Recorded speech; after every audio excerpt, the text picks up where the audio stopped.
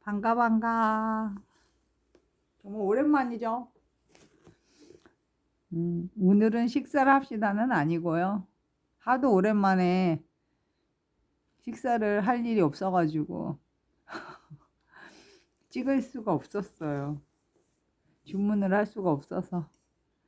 예, 그래서 정말 너무 어려운 일이 많았어요, 그동안.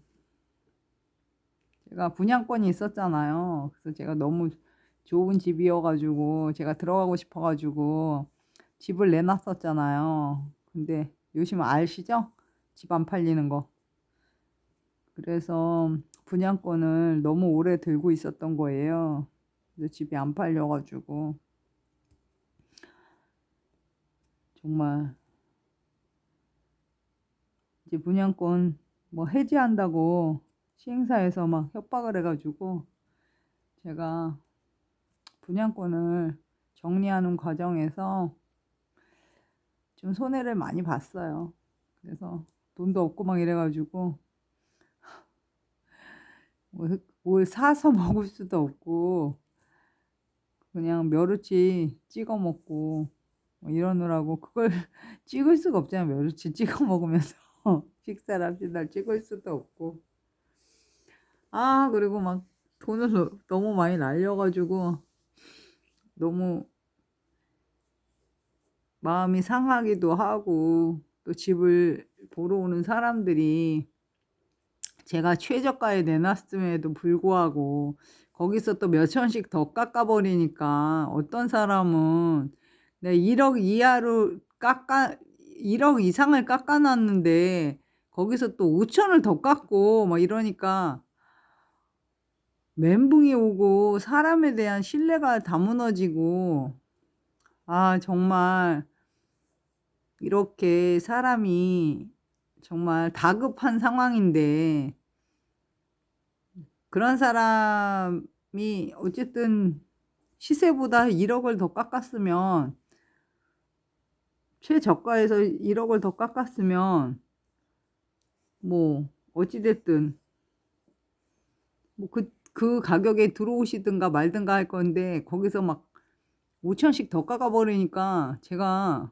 이건 뭐지? 이런 생각이 들고 분양권도 마찬가지로 마이너스로 내놨는데도 거기서 또 더 깎는 거예요. 와, 그러니까 이게 사람에 대한 신뢰가 막 다 무너지는 거지.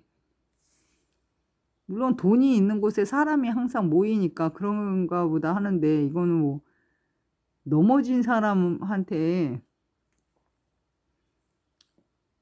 그냥 느낌이 넘어진 사람한테 어? 지갑까지 달라고 하는 그런 느낌이랄까? 음, 분명히 시세보다 쌌으면 그럼 이게 정말 이 가격에 내가 들어갈 건지 안 들어갈 건지를 정해야 되는데 그 가격에서 더 깎을 건지 얼마를 깎을 건지를 그 고민을 하고 이야기를 하니까 이건 뭐지? 그러니까 하여간 저는 이런 시장을 처음 겪어봤잖아요. 그러니까 너무 힘들었어요. 그리고 집을 내놨을 때 이게 뭐 누가 사람들이 와서 오니까 식사를 해야 되잖아요.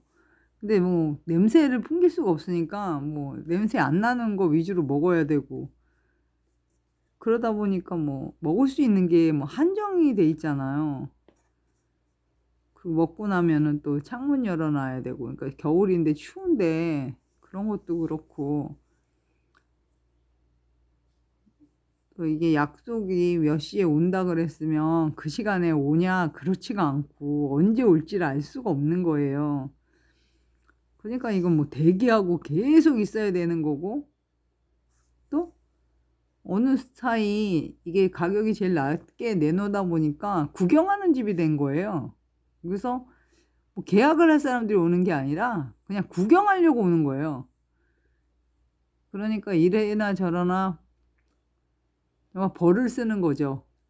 그리고 뭐 언제 집에 사람이 올지 모르기 때문에 어딜 멀리를 못 가고 집 주변에 계속 있어야 되는 거예요. 아, 정말 힘들었어요. 지금도 뭐 집을 내놓은 상태이긴 한데 뭐 그때처럼 아주 가격을 낮은 가격으로 내놓지는 않고 어차피 안 팔리기 때문에 이제 가격을 좀 올렸고요. 그래서 요즘은 안 보러 오고 있어요. 그래서 제가 분양권 팔고 나서 그냥 이 모든 스트레스가 이게 폭발이 된 것 같아요. 그래서 뭐 하던 것도 아무것도 못 하게 되고 정말 이렇게 망연자실? 그러면서 굉장히 의욕상실? 뭐 그런 쪽으로 가서 뭐 공부 같은 거 전혀 못했고 그냥 드라마 좀 봤고요.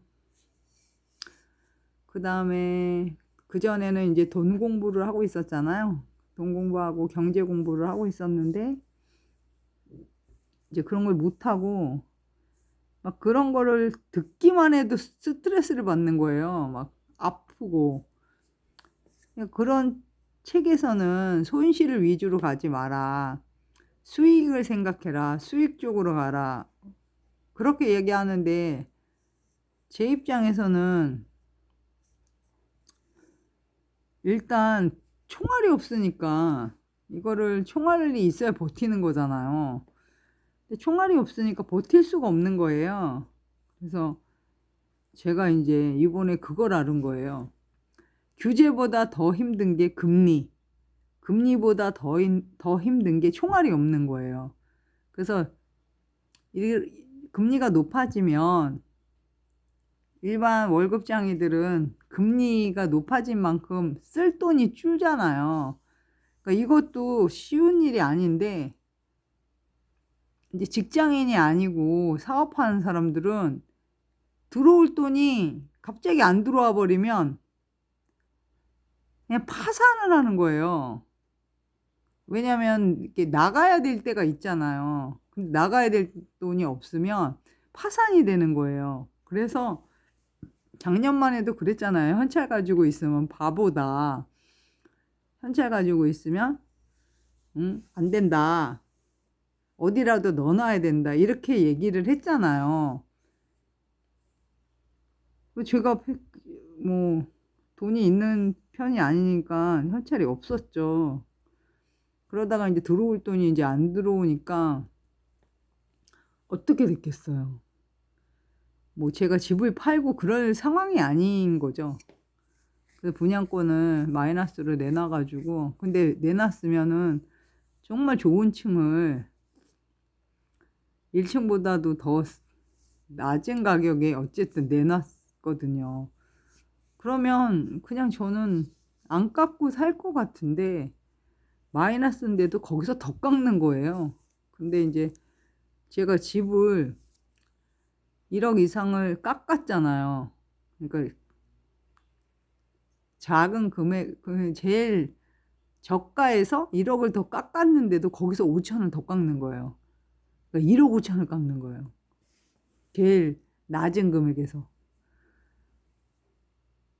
근데 뭐 그렇게 해서 몇 억을 깎고, 그러니까 뭐 그게 높은 금액에서 몇 억을 깎은 게 아니잖아요.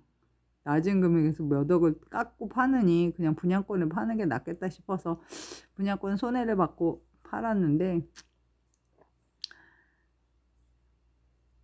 그 과정에서 너무 스트레스를 많이 받아가지고 제가 회복이 안 되는 거예요. 사람에 대한 그 신뢰 있던 그런 부분들이 회복이 안 돼가지고 굉장히 힘들었어요. 근데 한 2주 정도를 못 일어난 것 같아요. 못 일어나고 굉장히 지쳐 있었는데 뭐 의욕 상실에다가 이게 뭐 망연자실 뭐 이런 것들이 다 오는 거예요. 그랬는데 이제 사람이 너무 그리운 거예요. 그러니까 진상들만 만나다 보니까 사람들이 너무 그리웠어요. 그래서 좋은 사람들, 그러니까 사람다운 사람들이 참 그리워서 그 사람들하고 함께 그 사람들 덕분에 조금씩 회복이 됐고, 또 어저께는 이승기 씨가, 그분도 돈 문제가 있음에도 불구하고 막 어쨌든 받은 돈을 다 기부한다고 하셨잖아요. 네. 참 눈물이 나더라고요. 그래, 돈은 저렇게 써야지. 근데 정말 10대, 20대, 30대 예, 번 돈이잖아요. 근데 참 얼마나 고민이 많았겠어요. 본인도 굉장히 그게 고생해서 번 돈인데, 근데 고민한 흔적이 보이는 거죠. 잘 쓴다고 하니까 눈물이 막 나더라고, 저는. 그러면서 좀 나머지 부분도 다 씻겨져 나간 것 같아요. 그래서 회복이 돼서 오늘 제가 영상을 켤 수 있는 용기가 났어요. 제가 제 마음이 지옥인데 영상을 켜면 제가 뭘 전할 수 있겠어요. 그래서 굉장히 힘들었었는데 결국에 또 사람이 희망이 아니겠습니까? 그래서 또 좋은 분들 또 만나게 해주시고, 하나님께서 또 이승기 씨 정말 너무 멋지고 아름다운 청년이고요. 제가 이 세상에 사람으로 받은 상처는 또 사람으로 치유한다고, 정말 이승기랑 일면식도 없는데 참 그분의 그, 그 판단과 그 결단으로 인해서 제가 참 큰 용기를 얻게 됐습니다. 그래서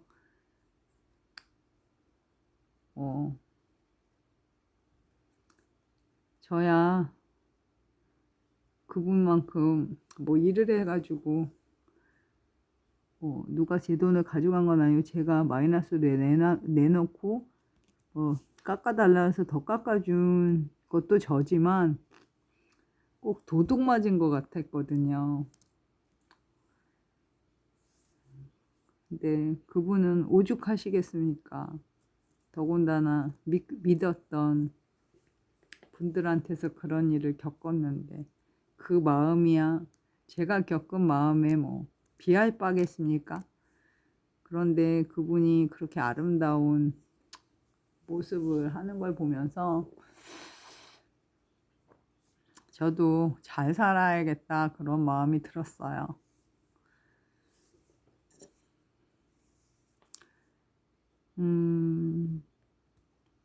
이제 12월이기도 하고 올해 처음 여러분들을 만나 뵙고 또 자주는 못 올려드렸지만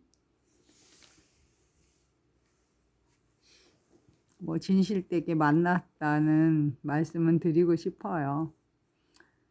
뭐 아직도 뭐 해결된 게 없어요. 집은 계속 팔아야 되는 입장이고 가격은 너무 떨어져서 지금 그 가격에는 팔 수가 없겠고 좀 뭐 월세를 내놔야 되나 이제 그런 입장이지만 저도 정리 잘 해서 정말 좋은 일 하고 살고 싶습니다.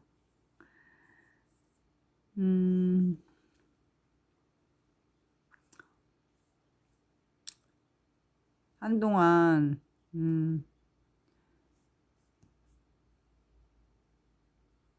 어려운 일도 많고 힘든 일도 있지만 가장 중요한 거는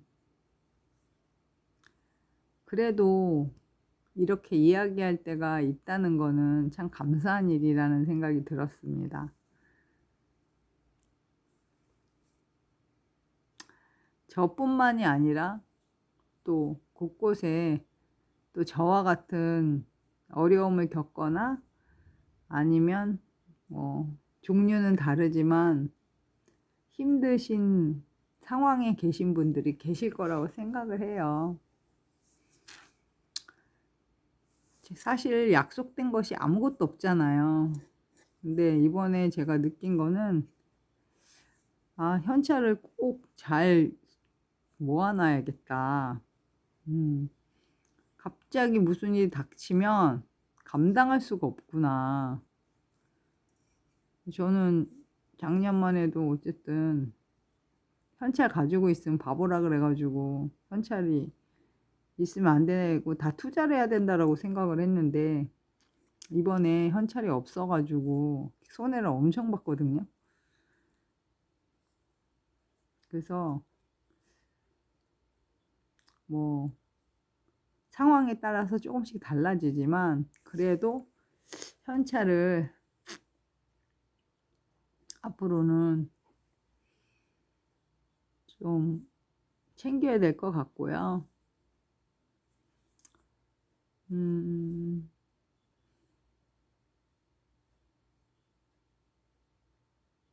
이번 기회에 많이 힘들었지만 이제 경제에 대해서 좀 배웠잖아요. 그것들을 바탕으로 해서 이후에는 어리석은 행동을 하지 않고